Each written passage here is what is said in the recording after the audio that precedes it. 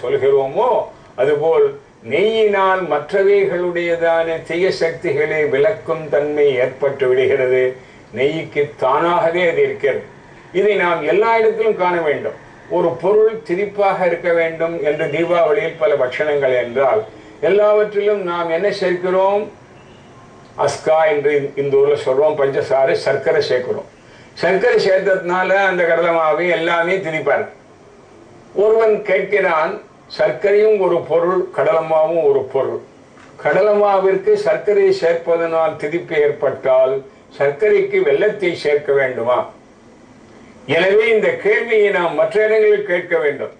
இயல்பாகவே சர்க்கரையில் திரிப்பு இருக்கிறது. ஏன் திரிப்பு இருக்கிறது? கரும்பு சாறில் இருந்து வந்தது. கரும்பு சாறு ஏன் திரிக்க வேண்டும்?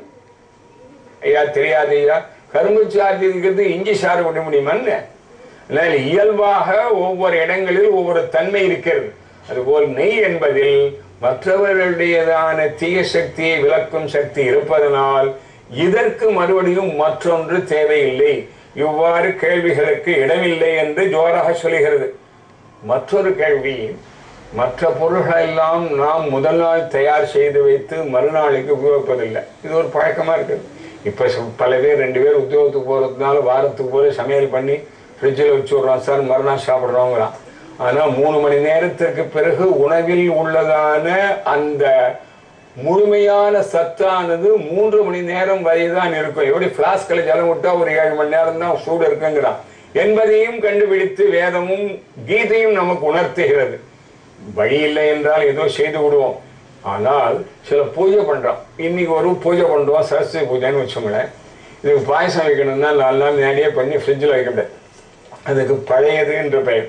இந்த பழைய தன்மையினால் அதற்கு உள்ள குணம் குறைகிறது.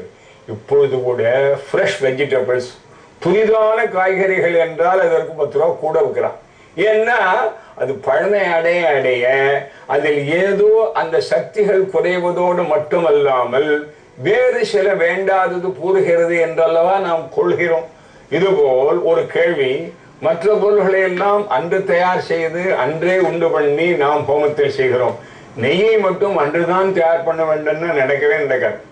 அப்போ இந்த நெய் என்பதும் ஒரு பொருளா இருப்பதனால இந்த நெய்யை நாம் அப்பொழுதுதான் வெண்ணெயை வாங்கி உருக்கி எடுக்க வேண்டுமா, அல்லது நெய்க்கு இந்த பழமைத்தன்மை என்றதான ஒரு கெட்ட குணம் கிடையாதா என்று சந்தேகம். அதற்கும் வேதம் பதில் கூறுகிறது.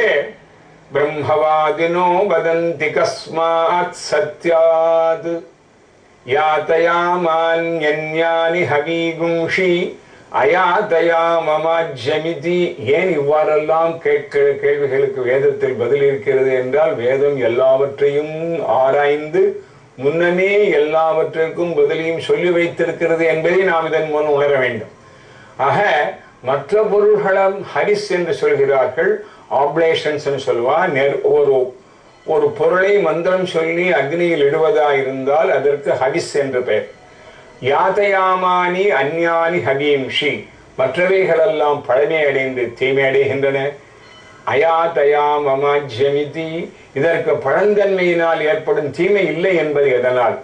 உடனே சொல்கிறது, முன்பே நாம் இன்றுதான் பார்த்தோம், பிரஜாபதி முதலில் சிருஷ்டி பண்ணி தனக்கென்று அந்த ஆஜ்யத்தை வைத்து கொண்டோ அதனுடைய பெருமையினால் பிரஜாபதி பழமையற்றவராக இருப்பதனால் ஆஜ்யமுத்துக்கும் பழந்தன்மை கிடையாது.